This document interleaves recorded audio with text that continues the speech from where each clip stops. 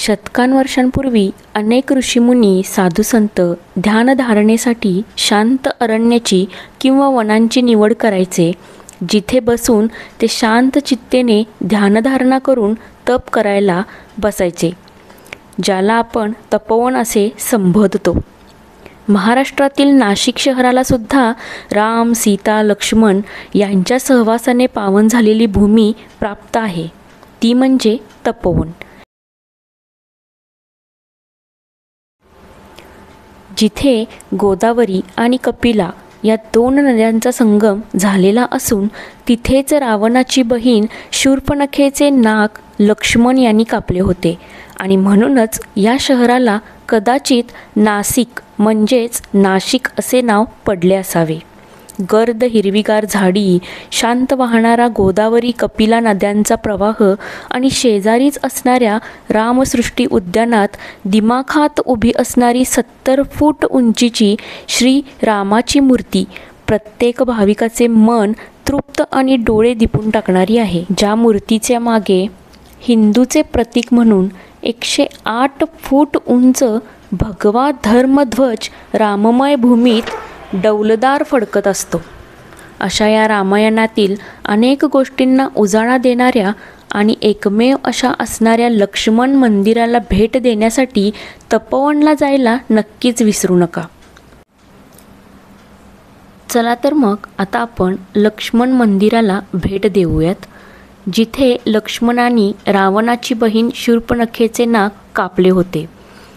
तर अशा प्रकारे हा एक परिसर आहे, जिथे आता आपण आतमध्ये जाणार आहोत. तर ठिकठिकाणी तुम्हाला जे काही आपले मंदिराचे किंवा ह्या जागेवरती जे काही भिंती आहेत, त्या भिंतींवरती रामायणातील अनेक गोष्टीं किंवा अनेक ज्या गोष्टी घडून गेलेल्या आहेत त्यांचे मूर्ती स्वरूप असे काहीतरी चित्रीकरण तेथे करण्यात आलेले आहे. तर ते आपल्याला इथे पाहायला देखील मिळतात. छोटे मोठे दुकानं आहेत, जिथे तुम्ही पूजेचे वगैरे साहित्य घेऊ शकता तिथून.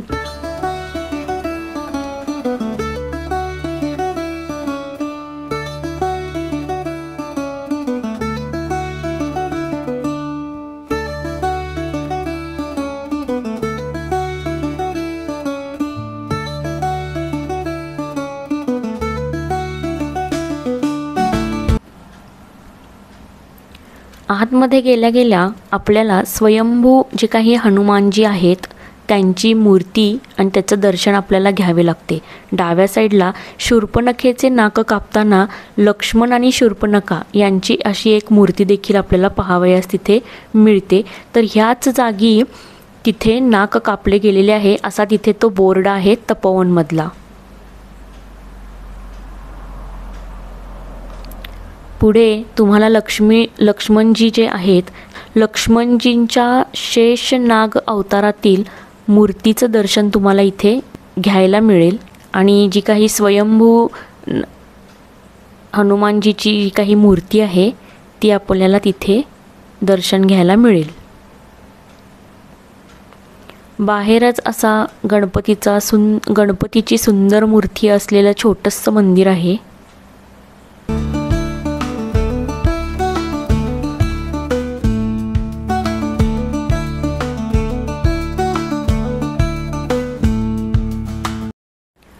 आपण आता रामसृष्टी उद्यानामध्ये प्रवेश करत आहोत. तर गेल्या गेल्याच आपल्याला इथे भव्य दिव्य अशी 70 फूट उंचीची रामाची मूर्ती आपल्याला पाहायला मिळते, ज्याच्या मागे 108 फूट उंचीचा भगवा धर्मध्वज देखील आहे. तर अशा प्रकारे सुंदर परिसर आहे रामसृष्टी उद्यानातील देखील. तर पूर्वीच्या काळी देखील इथे भरपूर झाडी आणि वनराई असणार आहे, जिथे राम, लक्ष्मण आणि सीता यांनी वनवासात 14 वर्षे इथे काढलेली आहेत.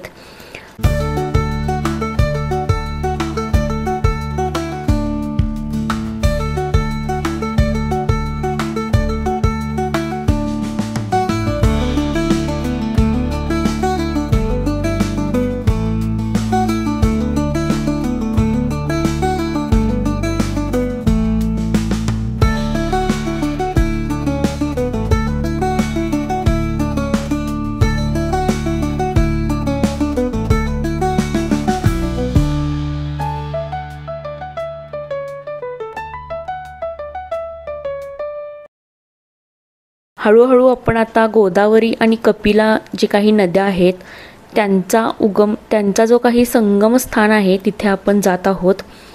तर अशा प्रकारे हा जो काही गोदावरीचा तट आहे तो असा दिसतो ह्या रामसृष्टी उद्यानातून. खूप शांत परिसर आहे. भरपूर छान रीतीने इथलं जे काही त्यांनी बाग बगीचा जे तयार केलेला आहे तो मेंटेन केलेला आहे खूप चांगल्या रीतीने. आणि अशा प्रकारे आपल्याला हा गोदावरीचा तट इथून दिसतो.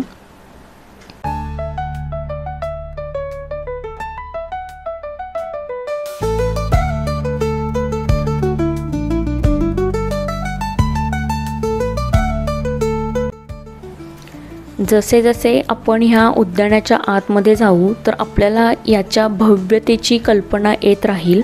इतकं मोठं हे उद्यान आहे आणि भरपूर शांत आहे, थंड आहे, कारण की भरपूर झाडी आहेत.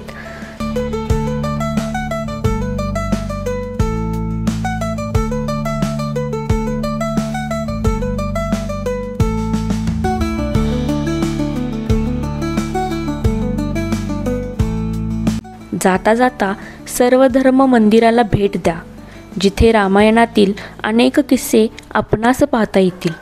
आणि तळपणाऱ्या उन्हात मस्त थंड थंड अगदी मिरची मीठ मसाला लावून तयार केलेल्या काकडीचा आस्वाद मात्र घ्यायला नक्कीच विसरू नका.